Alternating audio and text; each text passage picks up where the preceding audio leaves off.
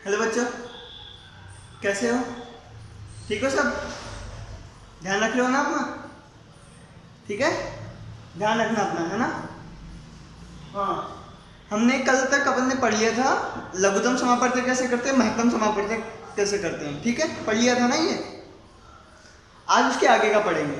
उसके आगे का क्या पढ़ेंगे हम? आज हम प्रश्न उत्तर करेंगे। अभी तक अपन ने जितना भी पढ़ा है इस चैप्टर में उसके क्वेश्चन आंसर्स पढ़ेंगे अपन। ठीक है, ये क्वेश्चन आंसर्स करने जरूरी है क्योंकि एग्जाम में क्वेश्चन आंसर ही आना है, डेफिनेशन तो आनी नहीं है। लेकिन डेफिनेशन क्यों पढ़ रहे हैं? क्योंकि क्वेश्चन आंसर डेफिनेशन से ही ज़्यादा आसानी से होता है।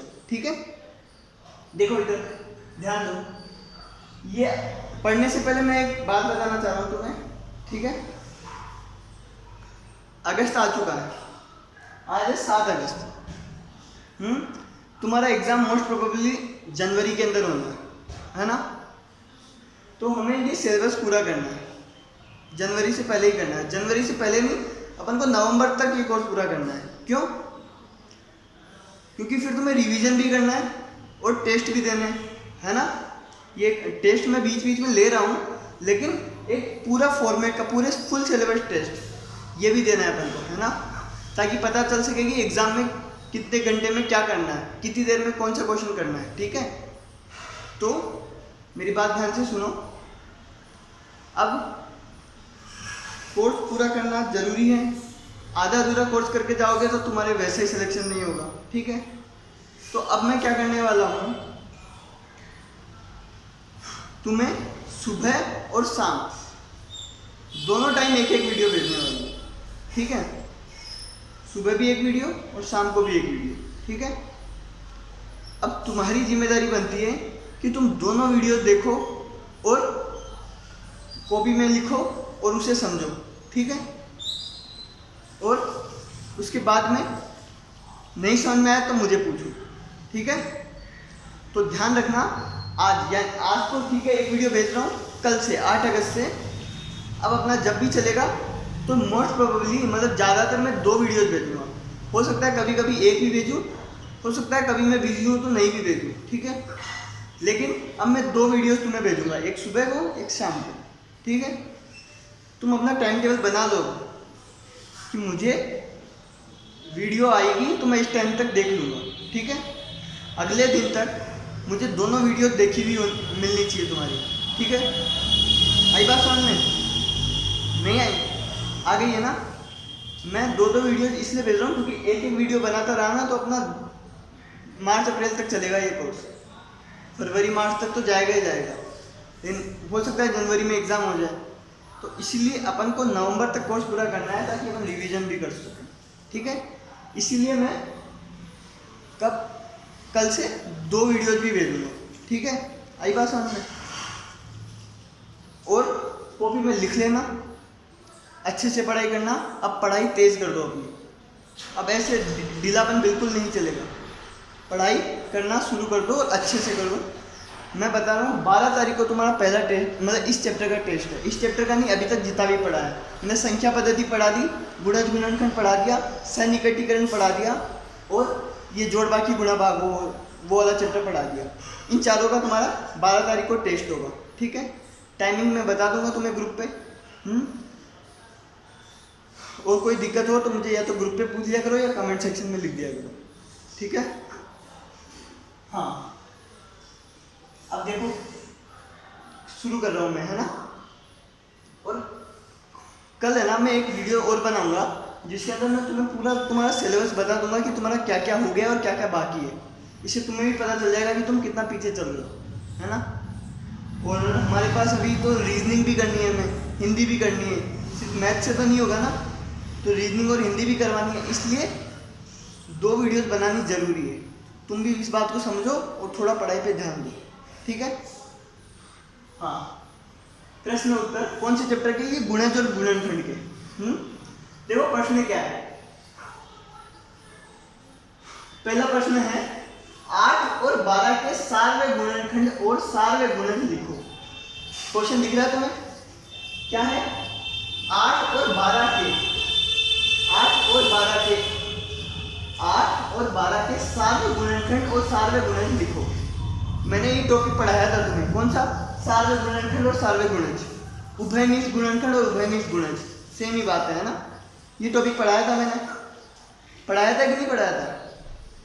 पढ़ाया था ना। तो कुछ बच्चे मुझे पूछ रहे थे कि भैया सार्वय गुणनखंड कैसे करते हैं। ये मैंने जब पढ़ाया था ये टॉपिक तो बता रखा है सार्वय गुणनखंड कैसे करते हैं। कैसे करते हैं देखो, पहले तो सार्वय गुणनखंड होता क्या है, पहले तो ये तुम्हें सोचना है।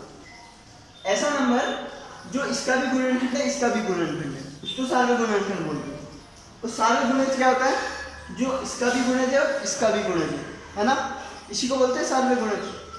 मतलब इन दोनों का कॉमन गुणनखंड, इन दोनों के कॉमन गुणज, ये दोनों अपन को लिखने हैं। तो एक तरीका तो मैंने क्या बताया था कि अरे सार्वय गुणनखंड निकालना है तो इसके भी गुणनखंड लिखो, जैसे 1 2 4 और 8, और इसके भी गुणनखंड लिखो 1 2 3 4 6 और 12। ठीक है, ये गुणनखंड लिखे मैंने इसके, है ना। अब मेरे को सार्वय गुणनखंड लिखना है, मतलब इन दोनों के कॉमन गुणनखंड। वो क्या है? ये भी है, ये भी है और ये भी है। तो इसका आंसर क्या आ जाएगा सार्वय गुणनखंड का? 1 2 और 4। ठीक है, आई बात समझ में। और सार्वय गुणज लिखना है, देखो मैं उधर कर रहा हूँ सार्वय गुणज 8 और 12 का, तुमने इसका भी गुणज लिखना है इसका भी गुणज लिखना है। तो क्या क्या आएगा बताओ? 8 दूनी 16, 8 3 24, 8 4 32, 8 5 40, 8 6 48, 8 2 7 56, ऐसे ऐसे चलता जाएगा। ठीक है, और 12 का लिखो, 12 एकम 12, 12 दूनी 24, 12 3 36, 12 4 48, 12 5 60, ऐसे चलता जाएगा। ठीक है, मेरे को सार्वय गुणज लिखना है, मतलब इसका भी गुणज और इसका भी गुणज, दोनों के गुणज। तो देखो कॉमन गुणज क्या क्या है? एक तो 24 है, दिख रहा है, एक 48 है। तो क्या हो जाएगा इसका आंसर? 24 हो जाएगा, 48 हो जाएगा, ऐसे आगे चलता जाएगा ना, आगे और भी आएंगे बहुत सारे। तो क्या क्या आएगा? 24 48, अगला नंबर क्या होगा? जो भी नंबर होगा ना वो इस 24 का ही गुणज होगा, है ना। देखो 24 48, 24 दिया, 24 3 क्या है? 72, फिर 96, ऐसे चलता जाएगा। ठीक है, मतलब करते रहना। तो इसके सार्वय गुणज भी हो गए। सार्वय गुणज क्या हो गए इसके? 12 48 72 96। ठीक है, और सार्वय गुणनखंड क्या हो गए? 1 2 और 4। आई बात समझ में। तो देखो तुम्हारा पहला क्वेश्चन, ये मैंने डेफिनेशन से किया, देखो ध्यान से सुनो। इस क्वेश्चन में सार्वय गुणज और सार्वय गुणनखंड निकालने थे, ये तुम्हें करना आता है। सार्वय गुणज मतलब इसका भी गुणज लिख लो इसका भी गुणज लिख लो, और दोनों में जो कॉमन हो वही अपने आंसर होंगे। सार्वय गुणनखंड मतलब इसका भी गुणनखंड इसका भी गुणनखंड, और दोनों में जो कॉमन गुणनखंड होंगे वही अपना आंसर होगा। ठीक है, आई बात समझ। अब तुम मुझे बताओ इस क्वेश्चन को कोई दूसरे तरीके से भी कर सकते हैं क्या? सार्वय गुणज निकालने वाले को बताओ। नहीं पता? देखो इधर देखो, तुम्हें क्या लिखना है? 8 और 12 के सार्वय गुणज लिखना है। ठीक है, मैंने जब लघुत्तम समापत्ति और महत्तम समापत्तक पढ़ाया था तुम्हें, तो मैंने उनकी डेफिनेशन बताई थी तुम्हें, अलछी मलछी दोनों की डेफिनेशन बताई थी। तो मैंने लघुत्तम समापत्तक की डेफिनेशन क्या बताई थी बताओ? मैंने यही तो कहा था, छोटे से छोटा सार्वय गुणज, वही तो होता है लघुत्तम समापत्ति। लघुत्तम समापत्ति, लघुत्तम मतलब छोटे से छोटा, समापत्ति मतलब गुणज, है ना, सार्वय गुणज। तो छोटे से छोटा सार्वय गुणज वो क्या होता है? लघुत्तम समापत्ति, एलसीएम। देखो ये सारे के सारे क्या लिखे? 24 48 72 96, ये इसके सार्वय गुणज लिखे हैं। और इनका जो सबसे छोटा होगा वो क्या है? 24। ये क्या हो? ये क्या है? 24, इसको बोलते हैं लघुत्तम समापत्ति। आई बात समझ में। डेफिनेशन इसको क्या बोलते हैं? 24 क्या है? छोटे से छोटा सार्वय गुणज, वो क्या है? उसको क्या बोलते हैं? लघुत्तम समापत्ति। आई बात समझ में। तो इसको करने का दूसरा तरीका ये और हो सकता है, सार्वय गुणज कैसे निकाल सकते हैं अपन? देखो ये 24 के बाद अगला जो नंबर है ये 24 का गुणज है ना, 48, ये 72 ये भी 24 का गुणज है, 96 ये भी 24 का गुणज है। मतलब आगे जो भी नंबर आएंगे ना ये 24 के गुणज आएंगे। 24 1 जा 24, 24 2 जा 48, 3 जा 72, 4 जा 96, 5 जा 120, 6 जा ऐसे चलता जाएगा, है ना, 6 जा 144। तो ये जो भी नंबर आएगा ना, जो इन दोनों का जो साल में गुना जाएगा वो इसी का मल्टीपल होगा, 24 का ही गुणज होगा। आई बात समझ में? और 24 क्या है? लघुत्तम समापत्ति। आई बात समझ में? तो साल में गुणज निकालने के क्वेश्चन को और एक तरीके से किया जा सकता है। कैसे? अब तुम खुद करोगे इस क्वेश्चन को। क्या करोगे तुम? साल में गुणज लिखना है, तो तुम्हें पता है सबसे पहले सबसे छोटा गुणज पता चल जाए आपको, जैसे 24 पता चल जाए एक बार, तो आगे का तो अपन लिखते जाएंगे, 24 के ही गुणज होंगे, 24 दूनी, 24 तिया, 24 चौक। आई बात समझ में? तो मुझे 24 पता चल जाए एक बार, तो मैं आगे के तो लिख लूंगा, है ना। तो मुझे साल में गुणज, सबसे छोटा साल में गुणज कैसे पता चलेगा? उसका एलसीएम लेके, 8 और 12 दोनों का एलसीएम लेके, मतलब लघुत्तम समापत्ति लेके। आई बात समझ में? तो लो 8 और 12 का लघुत्तम समापत्ति लो। 8 और 12 का लघुत्तम समापत्ति कैसे निकालते हैं? ऐसे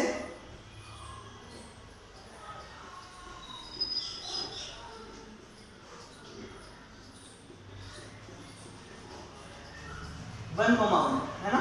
अब देखो एलसीएम क्या है इसका? 2 दूनी 4, 4 दूनी 8, 8 या 24। एलसीएम क्या आया?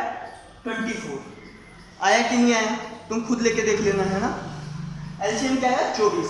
ये 24 क्या है? साल में गुणज है, छोटे से छोटा साल में गुणज, है ना। लघुत्तम समापत्ति क्या होता है? छोटे से छोटा साल में गुणज। तो मैंने लघुत्तम समापत्ति निकाल दिया, तो मेरे पास क्या आ गया? छोटे से छोटा साल में गुणज। आई बात समझ में? अब मुझे आगे के गुणज निकालने हैं, साल में गुणज मेरे को आगे के निकालने हैं, तो मैं क्या करूंगा? 24 का ही मल्टीपल लिखता जाऊंगा। तो बोलते जाओ 24 का मल्टीपल क्या क्या होगा? 24 में 24, 24 2 जा 48, 24 3 जा 72, 24 4 जा 96, ऐसे आगे चलता जाएगा। तो ये मेरे पास सारे साल में गुणज आ गए। ठीक है, समझ गए? ठीक है, इधर देखो, फिर से देखो एक बार, ये समझ में आया ना? मैं मिटा रहा हूं एक बार इस पूरे को, और ऊपर से गणित और प्रश्न उत्तर भी मिटा रहा हूं, ताकि अपना बोर्ड थोड़ा खाली हो जाए।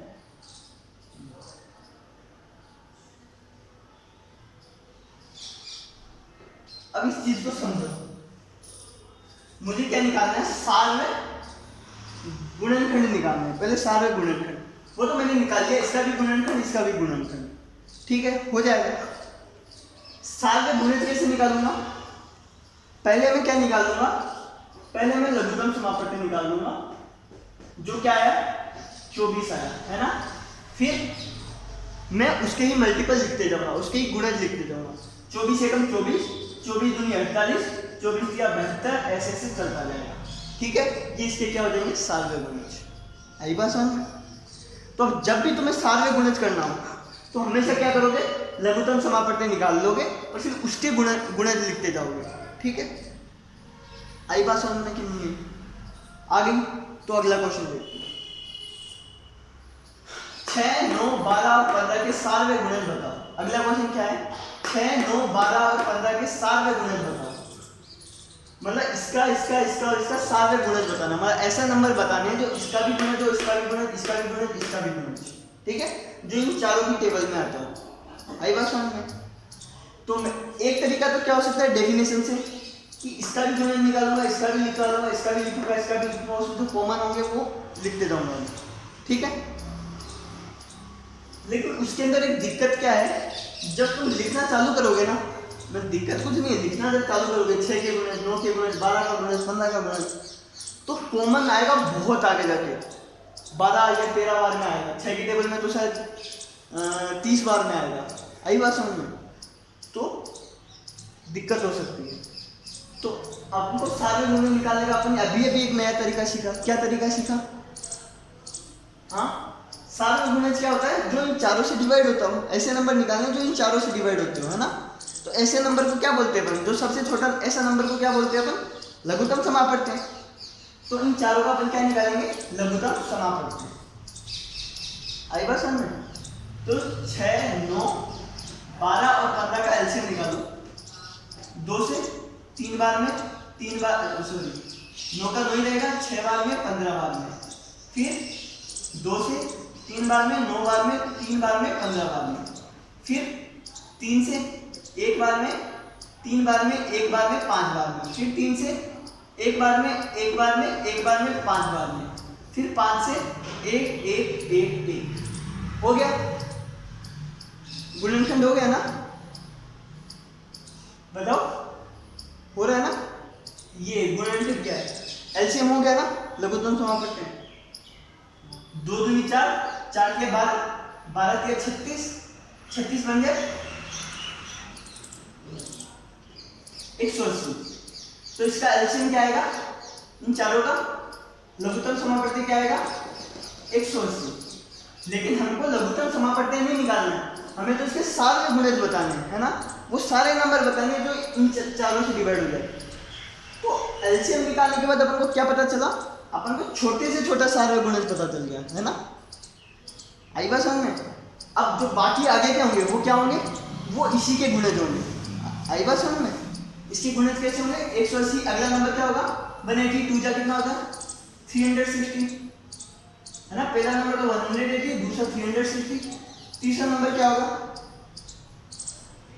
540। ऐसे ऐसे लिखते जाओ आगे के नंबर, ठीक है। 720 ऐसे नंबर लिखते जाओ, है ना। आई बात समझ में। तो मेरी बात ध्यान से सुनो, सार्व गुणज निकालने का आज अपन ने एक और तरीका देखा। क्या देखा, जो सार्व गुणज होता है सबसे छोटा सार्व गुणज निकाल दो। और वो कैसे निकालोगे, एलसीएम से, ठीक है। फिर उसके गुणज लिखते जाओ, उसकी टेबल लिखते जाओ, ठीक है। इनका एलसीएम आया 180, 180 की टेबल लिखते जाओ, ये इसके सार्व गुणज आ जाएंगे। आई बात समझ में, आई कि नहीं। और सार्व गुणनखंड पूछता तो वो तो आसान है ना। इसके गुणनखंड लिखेंगे, इसके भी लिखेंगे, इसके भी लिखेंगे, इसके भी लिखेंगे, और जो चारों में जो कॉमन होंगे वो हमारे आंसर हो जाएंगे, वो हमारे गुणनखंड हो जाएंगे, ठीक है। अगला देखो, 18, 22 और 20 का महत्तम समापत्ति तथा लघुत्तम समापत्ति बताओ। इसका आंसर लिख लेना ऊपर वाले का, 180, 360, 540 ऐसे लिखते जाना है ना। हाँ, अगला क्वेश्चन देखो, 18, 22 और 20 का महत्तम समापत्ति तथा लघुत्तम समापत्ति बताओ। मतलब इसका एचसीएफ बताना और एलसीएम बताना, ठीक है। तो वो तो निकालना आता है ना एचसीएफ और एलसीएम, ठीक है।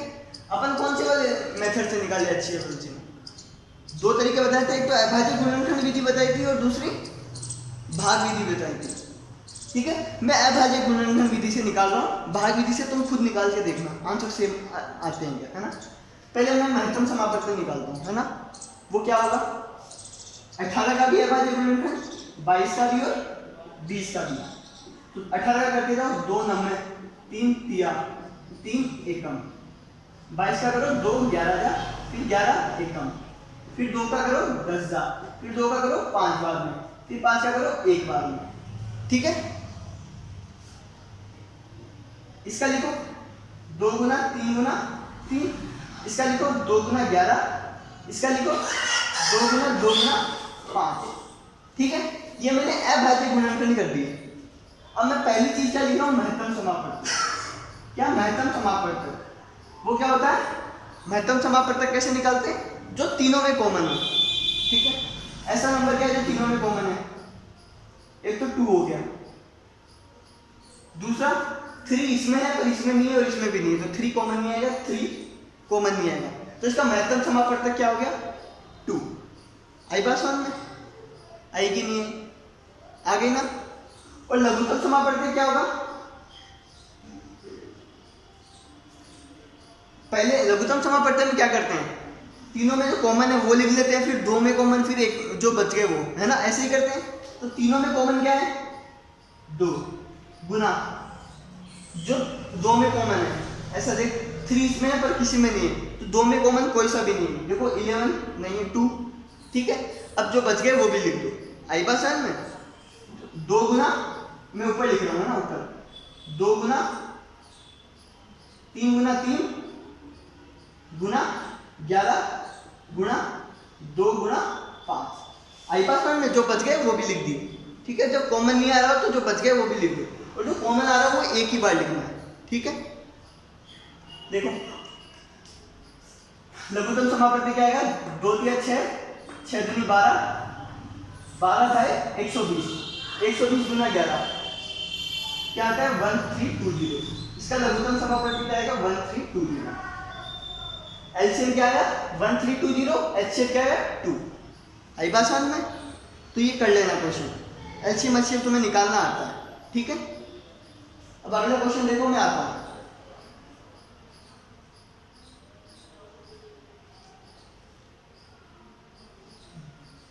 देखा अगला क्वेश्चन तुमने क्या है, वह छोटी से छोटी संख्या क्या होगी। ये ऊपर वाला समझ में आया ना, एचसीएफ और एलसीएम निकालना था तो मैंने निकाल दिया। तुम चाहो तो भाग विधि से भी निकाल सकते हो अलग अलग, ठीक है। अगला क्वेश्चन देखो, देख रहे हो, ये मिटा रहा हूं। अगर किसी को देखना हो वापिस तो बैक करके देख लेना, और कुछ समझ में ना आए तो पूछ लेना।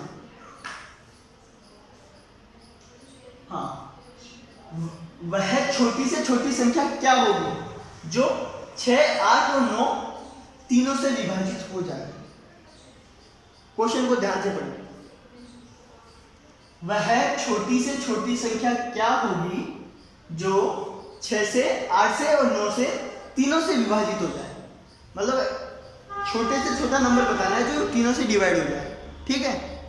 एक ऐसा नंबर बताना है, ध्यान से सुनो, एक ऐसा नंबर बताना है जो इन तीनों से डिवाइड हो जाए। ध्यान से क्वेश्चन पढ़ो, वह छोटी से छोटी संख्या क्या होगी, वह छोटा से छोटा नंबर क्या होगा जो इन तीनों से विभाजित हो जाए। मतलब जो इससे भी डिवाइड हो जाए, इससे भी डिवाइड हो जाए और इससे भी डिवाइड हो जाए। मतलब जो 6 से डिवाइड हो जाए, 8 से भी हो जाए और 9 से भी हो जाए, इन तीनों से डिवाइड हो जाए। तो ध्यान पड़ा क्वेश्चन, छोटे से छोटा ऐसा नंबर बताना है जो इन तीनों से डिवाइड हो जाए। ये क्वेश्चन बहुत इंपॉर्टेंट क्वेश्चन है। ऐसा क्वेश्चन मैं पहले भी करवा चुका हूं, जब मैं लघुत्तम समापत्ति और महत्तम समापत्ति पढ़ा रहा था तभी भी ये क्वेश्चन मैं डिस्कस कर चुका हूं। ऐसा क्वेश्चन, ऐसे नंबर को क्या बोलते हैं जो इन तीनों से एक साथ डिवाइड हो जाए, जो इन तीनों से डिवाइड हो जाए, ऐसे नंबर को क्या बोलेंगे हम, बताओ, भूल गए? लघुत्तम समापत्ति की डेफिनेशन याद है क्या थी? लघुत्तम समापत्ति क्या होता है, छोटे से छोटा 7 गुणित, मतलब ऐसे छोटे से छोटा नंबर जो इसकी भी टेबल में आता हो, इसकी भी टेबल में आता हो, इसकी भी टेबल में आता हो, जो इसका भी गुणित है, इसका भी गुणित है, इसका भी गुणित है, ठीक है। आई बात समझ में? तो मतलब ऐसा नंबर जो इन तीनों से डिवाइड हो जाए उसको ही तो बोलते हैं ना लघुत्तम समापत्ति। तुम समझ नहीं पा रहे हो इस क्वेश्चन को। ये क्वेश्चन है ना, तुम्हें जैसे ऊपर वाले क्वेश्चन में डायरेक्टली बोल दिया था लघुत्तम समापत्ति बताओ कि महत्तम समापत्ति बताओ, लेकिन इस क्वेश्चन में तुम्हें बोला ही नहीं है कि लघुत्तम समापत्ति बताना है कि महत्तम समापत्ति। तुम्हें तो क्या बोला है, एक ऐसा नंबर बताना है जो इन तीनों से डिवाइड हो जाए। तो थोड़ा दिमाग तुम्हें खुद को लगाना पड़ेगा, हर बार लिख के नहीं देगा क्वेश्चन कि इसका एलसीएम बताओ, इसका एचसीएफ बताओ। थोड़ा दिमाग खुद का भी लगाओ। ये क्वेश्चन क्या बोल रहा है, एक ऐसा नंबर बताने को बोल रहा है। एक बार सोचो खुद, एक ऐसा नंबर बताने को बोलना है जो इन तीनों की टेबल में आता है। अपनी कॉपी के पन्ने पलट के देखो या अपना दिमाग थोड़ा जोर डाल के देखो अगर पढ़ा हो कभी, तो ऐसे नंबर को हम क्या बोलते हैं जो इसकी भी टेबल में आता हो, इसकी भी टेबल में आता हो, इसकी भी टेबल में आता हो। मतलब ऐसे नंबर को हम क्या बोलते हैं जो इससे भी डिवाइड हो जाए, इससे भी डिवाइड हो जाए, इससे भी डिवाइड हो जाए। क्या बोलते हैं? लघुत्तम समापत्ति, एलसीएम बोलते हैं ना। आई बात समझ में? तो ये क्वेश्चन अपन को अल्टीमेटली कुछ नहीं, ये हमें एलसीएम निकालने को ही बोल रहा है। ये इनडायरेक्टली अपन को एलसीएम निकालने को बोल रहा है, ये डायरेक्टली नहीं बोल रहा। मुझे ऊपर वाले ने तो डायरेक्टली बोल दिया था कि इन तीनों का एलसीएम बताओ या एचसीएफ बताओ, लेकिन इसने एक ऐसा नंबर पूछा है जो इससे भी डिवाइड हो जाए, इससे भी डिवाइड हो जाए और इससे भी डिवाइड हो जाए। ऐसे ही नंबर को अपन एलसीएम बोलते हैं, ठीक है। इस टाइप के क्वेश्चन एग्जाम में बहुत आते हैं, बहुत आते हैं। तो तुम्हें कैसे पता चलेगा कि इसमें एलसीएम करना है? जब भी तुम्हें ऐसा बोला हो तो खुद एक बार सोच के देखना। एक तो छोटी से छोटी संख्या, क्या छोटी से छोटी संख्या जो इन तीनों से विभाजित हो जाए, तो अपन क्या करेंगे, एलसीएम करेंगे। मतलब ऐसा नंबर बताना है जो इससे डिवाइड हो जाए, 6 से, 8 से और 9 से। मतलब जो 6 की टेबल में आता हो। 6 की टेबल में क्या आता है, 6, 12 ये सब।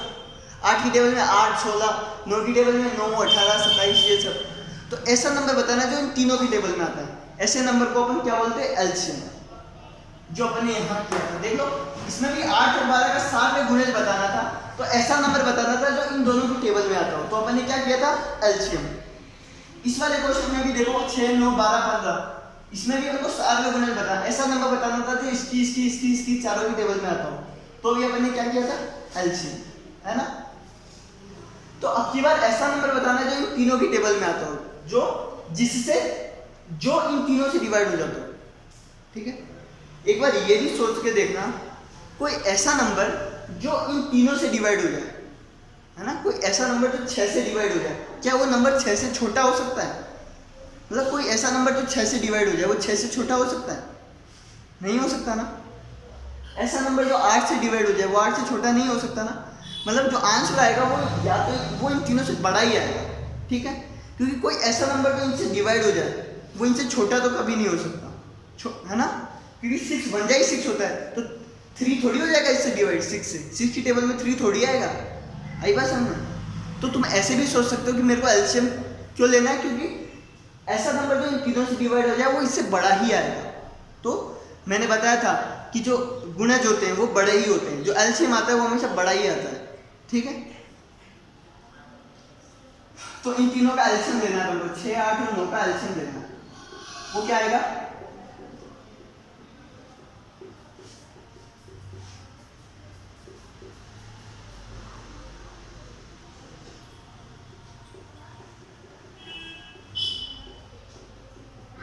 ये एलसीएम क्या आएगा? इनको गुणा करना है ना, 2 गुना 2 गुना 2 गुना 3 गुना 3, एलसीएम क्या आएगा? 2 3 4, 4 दूनी 8, 8 या 24, 24 या 72, 72।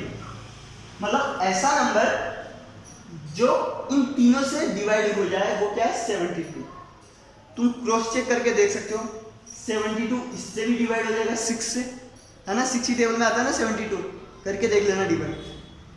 8 की टेबल में भी आता है 8 9 जा 72, और 9 की टेबल में भी आता है 9 8 जा 72। तो जब भी, अब इस क्वेश्चन को याद ही कर लो भले, जब भी ऐसा नंबर पूछे, जब भी ऐसा छोटे से छोटा नंबर जो इनसे डिवाइड हो जाए, जो इनसे विभाजित हो जाए, इस वाले केस में तुम हमेशा क्या करोगे? एलसीएम करोगे, ठीक है। अगला क्वेश्चन देखो, वह बड़ी से बड़ी संख्या बताओ। इसका आंसर 72 हो जाएगा, लिख लेना, है ना। अगला क्वेश्चन है, ये क्वेश्चन भी ध्यान से समझना, वह बड़ी से बड़ी संख्या बताओ जिससे, वह बड़ी से बड़ी संख्या बतानी है जिससे 42, 48 और 56 तीनों विभाजित हो जाए। ये क्वेश्चन ध्यान से पढ़ो, मैं आता हूं, है ना।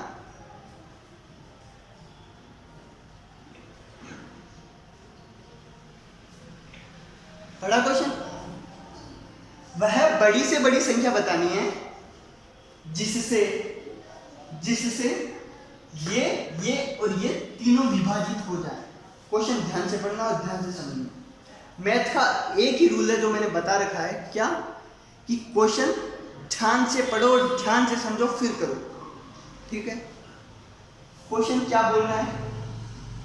वह बड़ी से बड़ी संख्या बताओ। एक बड़ी से बड़ी संख्या बताना है, मतलब ऐसा बड़े से बड़ा नंबर बताना है जिससे, बड़े पे जोड़ डालना, जिससे 42, 48 और 56 तीनों विभाजित हो जाए।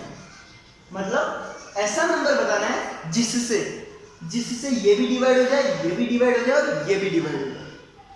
फिर से सुनो, ऐसा बड़े से बड़ा नंबर बताना है जिससे ये भी डिवाइड हो जाए, ये भी डिवाइड हो जाए, ये भी डिवाइड हो जाए, ठीक है। मतलब ऐसा नंबर बताना है जिससे ये तीनों डिवाइड हो जाए, मतलब जिसकी टेबल में ये तीनों नंबर आते हैं। बस समझ में आई? समझ में? देखो ऊपर वाला क्वेश्चन और नीचे वाले क्वेश्चन में अंतर क्या है, बताओ अंतर क्या है? ऊपर वाले में ऐसा नंबर बताना था जो इन तीनों की टेबल में आ रहा था, है ना। ऐसा नंबर जो 6 की टेबल में भी आ रहा था, 8 की टेबल में भी और 9 की टेबल में भी। तो तुम खुद सोच के देखो, ऐसा नंबर इन तीनों से तो बड़ा ही होगा, है ना। लेकिन नीचे वाले क्वेश्चन में क्या पूछा है? नीचे वाले क्वेश्चन में ऐसा नंबर पूछा है जिससे ये डिवाइड हो, ये तीनों डिवाइड हो जाए। मतलब ऐसा नंबर जिससे 42 डिवाइड हो जाए, वो नंबर क्या इससे बड़ा हो सकता है? कभी नहीं हो सकता ना। 42 किस किस से डिवाइड हो सकता है? या तो 1 से डिवाइड हो सकता है, या 2 से, या 3 से, या 4 से, या 6 से, या 7 से, है ना, इनसे होता है, या 14 से, या 42 से। लेकिन ऐसा तो नहीं 42 इससे 42 के बड़े से डिवाइड हो जाएगा, नहीं ना। तो इन दोनों क्वेश्चन में अंतर समझना। अब की बार ऐसा नंबर बताना है जिससे ये तीनों डिवाइड हो जाए। तो इन दोनों क्वेश्चन में अंतर समझ में आया। अब ये क्वेश्चन करेंगे कैसे वो समझो। जब भी ऐसा नंबर पूछो जिससे ये तीनों डिवाइड होते हैं, मतलब ऐसा नंबर जिसकी टेबल में ये तीनों आते हो, है ना, ऐसा नंबर जिससे ये डिवाइड हो जाए, वही तो नंबर होगा जिसकी टेबल में 42 आता हो, उसी से तो डिवाइड होगा ना ये। और ऐसे नंबर को हम क्या बोलते हैं बताओ? ऐसे नंबर को हम क्या बोलते हैं जिससे ये 42 डिवाइड हो जाए? लगता है सब भूल गए। गुणनखंड बोलते हैं। ऐसे नंबर को क्या बोलते हैं? गुणनखंड। मतलब ऐसा नंबर जिससे ये डिवाइड हो जाए 42, वो क्या होगा? 42 का गुणनखंड होगा। 48 जो जिस नंबर से डिवाइड होता है वो नंबर क्या होगा? 48 का गुणनखंड। वैसे 56 का गुणनखंड। इन तीनों का गुणनखंड निकालना है और इन तीनों का सार का गुणनखंड निकालना है। मतलब क्यों? क्योंकि ऐसा एक ही तो नंबर बताना है जिससे ये तीनों डिवाइड हो जाए। ठीक है, मतलब जो इसका भी गुणनखंड हो, इसका भी गुणनखंड हो और इसका भी गुणनखंड हो।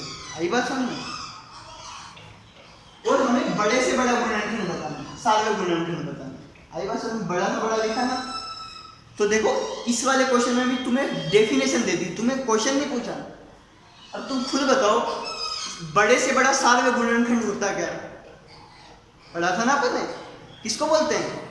महत्तम समापवर्तक को। महत्तम समापवर्तक होता है ना। मैंने महत्तम समापवर्तक की डेफिनेशन क्या बताई थी?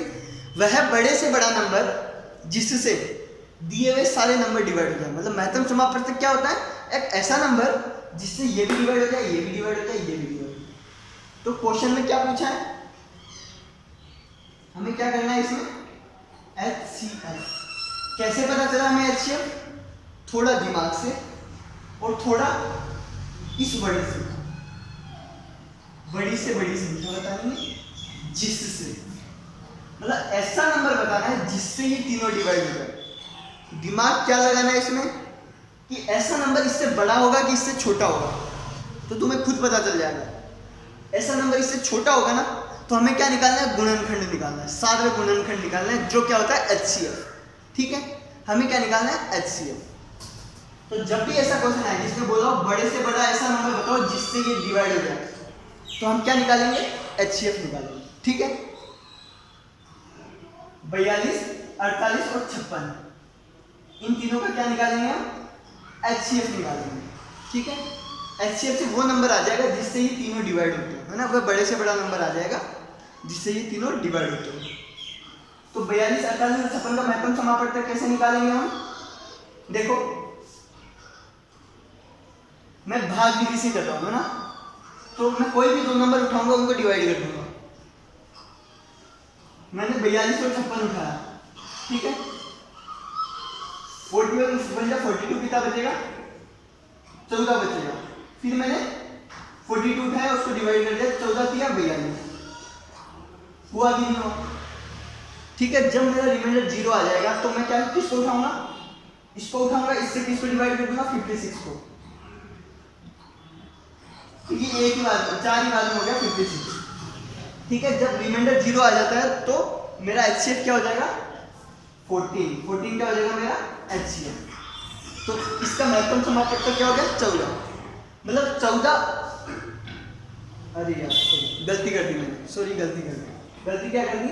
मैंने इधर वापस 42 ले लिया। मेरे को इधर 42 और 56 तो ले चला था ना, 48 लेना था। हाँ, तो 14 दिया 42, कितना बचेगा?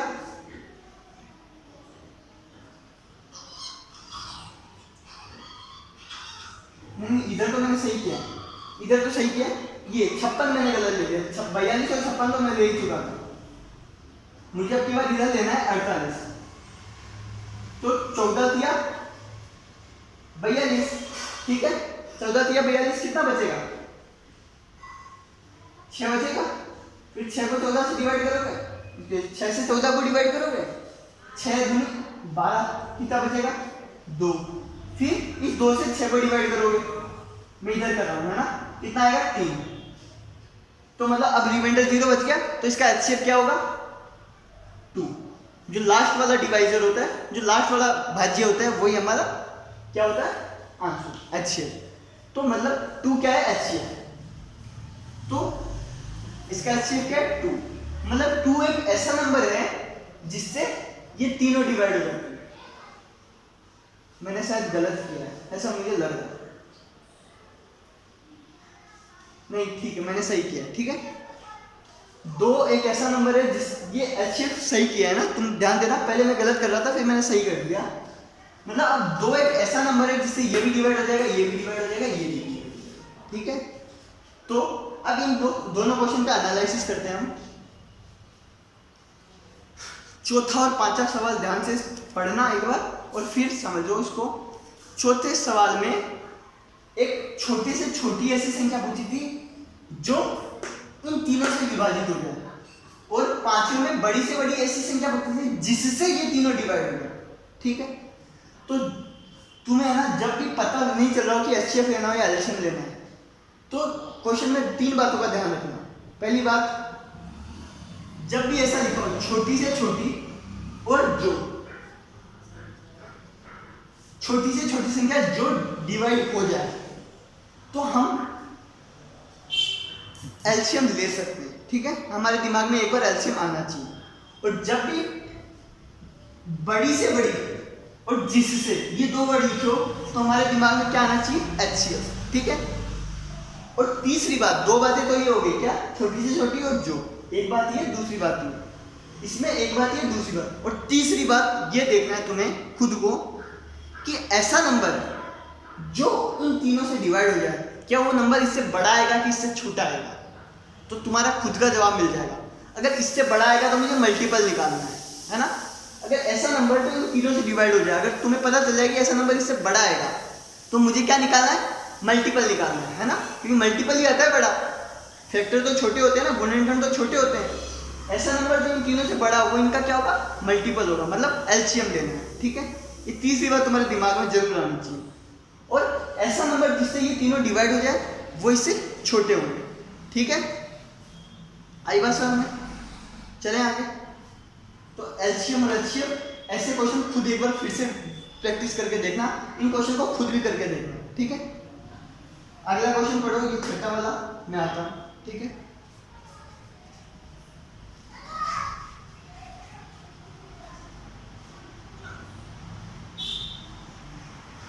हाँ पढ़ा, देखो, वह सबसे बड़ी संख्या क्या होगी, वह सबसे बड़ी संख्या क्या होगी जिससे 60 और 150 दोनों विभाजित हो जाए। देखो क्वेश्चन वापस पढ़ो। एक बात लिखी है, वह सबसे बड़ी संख्या, एक तो सबसे बड़ी संख्या लिखी है ना, और दूसरा लिखा है जिससे। 2 बातें ये, जिससे ये दोनों विभाजित हो जाए, विभाजित हो जाए मतलब डिवाइड हो जाए, मतलब वह सबसे बड़ी संख्या, मतलब बड़ी से बड़ी संख्या बतानी है जिससे ये दोनों डिवाइड हो गए, 60 और 150। तो मैंने कहा था 3 बातें दिमाग में आनी चाहिए। पहली तो सबसे बड़ी संख्या, मतलब बड़ी से बड़ी संख्या, दूसरी चीज जिससे। तो ये 2 बातों से अपन को क्या पता चलता है कि एचसीएफ ले सकते हैं। अभी कंफर्म कब होगा एचसीएफ ले सकते हैं कि नहीं ले सकते। एचसीएफ लेंगे क्या नहीं लेंगे, अपन को ऐसा नंबर निकालना है जिससे ये भी डिवाइड हो जाए, ये भी डिवाइड हो जाए, मतलब ऐसा नंबर निकालना है जिससे 60 डिवाइड हो जाए। तो तुम खुद सोच के देखो, ऐसा नंबर जिससे 60 डिवाइड हो जाए, वो नंबर 60 से बड़ा आएगा कि 60 से छोटा आएगा। जिससे ये डिवाइड हो जाए, इससे छोटा आएगा ना, ऐसा नंबर इससे छोटा आएगा, है ना। तो मतलब हमें क्या करना है, इसके फैक्टर करना है, हमें इसका गुणनखंड करना है, टुकड़े टुकड़े करना है इसका, मतलब गुणनखंड करना है, मतलब HCF लेना है, हाईएस्ट कॉमन फैक्टर लेना, महत्तम समापवर्तक लेना, ठीक है। तो हमें कैसे पता चला कि इसमें HCF लेना है अपन को। 3 बातें देखी अपन ने, एक तो सबसे बड़ी संख्या और जिससे, और तीसरी चीज दिमाग में, वो तीसरी चीज ज्यादा इंपॉर्टेंट है, क्या कि हमें ऐसा नंबर निकालना है जिससे ये दोनों डिवाइड हो जाए, जिससे ये दोनों डिवाइड हो जाए, तो वो नंबर उससे छोटा ही आएगा, छोटा है। तुम एलसीएम लोगे तो हमेशा नंबर बड़ा ही आएगा, देखा ना तुमने, एलसीएम जब भी लेते हो तो बड़ा ही आता है, एचसीएफ आएगा तो ही छोटा आता है ना। तो इसमें हम एचसीएफ लेंगे 60 और 150 का। इसका एचसीएफ कैसे लेंगे, मैं उससे ले लेता हूँ ना, भाग विधि से ले लेता हूँ, मैं इधर कर रहा हूँ, मैं भाग विधि से करता हूँ। 60 और 150 का एचसीएफ ले रहा हूँ, 60 एकम 60। तुम चाहो तो भाज्य गुणनखंड विधि से भी कर सकते हो, तुम्हारी मर्जी। 60 दूनी 120, कितना बचेगा 30। 30 से किसको डिवाइड करोगे, 60 को, 30 दूनी 60, खत्म। तो मेरा एचसीएफ क्या देगा, मेरा महत्वपूर्ण समापवर्तक क्या देगा 30, है ना, जो लास्ट वाला भाज्य होता है, जो आखिरी वाला भाज्य होता है। तो 30 क्या आ जाएगा इसका एचसीएफ, मतलब 30 एक ऐसी संख्या है जिससे 60 और 150 दोनों डिवाइड हो जाते हैं। ठीक है, आई बात समझ में, कर लोगे। क्वेश्चन एक बार खुद फिर से करके देखना, नहीं समझना है तो पूछ लेना। ठीक है, बाय बाय बाय।